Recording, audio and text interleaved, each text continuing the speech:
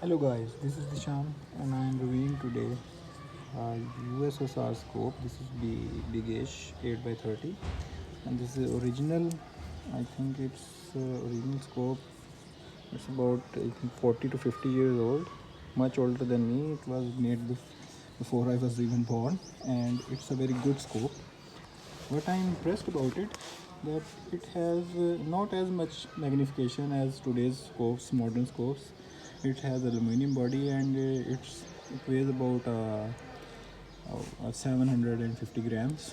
So it's a quite heavy scope according to it, and it has a very durable pouch. This is in leather, pure leather, and I have been told that this was used by some old military officer in Russian force, and it was recovered in the Afghan war.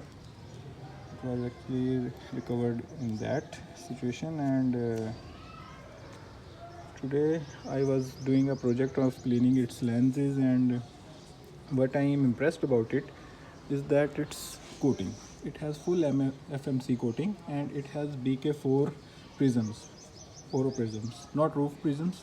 Modern scopes use roof prism, which loses a lot of light, but at that time they created the poro prism. Now look how clear its result is.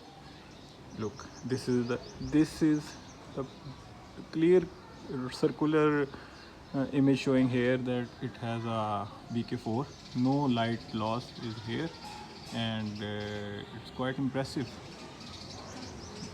As we seeing the exit pupil, it's quite well, and it's very durable, quite heavy, but it's durable.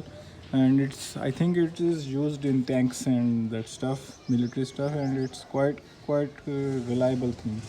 It doesn't lose tracking. This stays where it used to stay. Look, this is, and quite smooth, no play at all. And here you see, nothing to worry about it. This is the eyepiece adjustment, and it's quite useful. So I had a task to clean its lens, and now I am checking it in my rooftop. And so here I share it with you. And look, here I am tracking some image of the plaza in front of my home, and the focus is quite well, and not as not as bad. So it's evening, but its sunlight is not adequate, but still a lot of light is in here, and I'm impressed by its coating.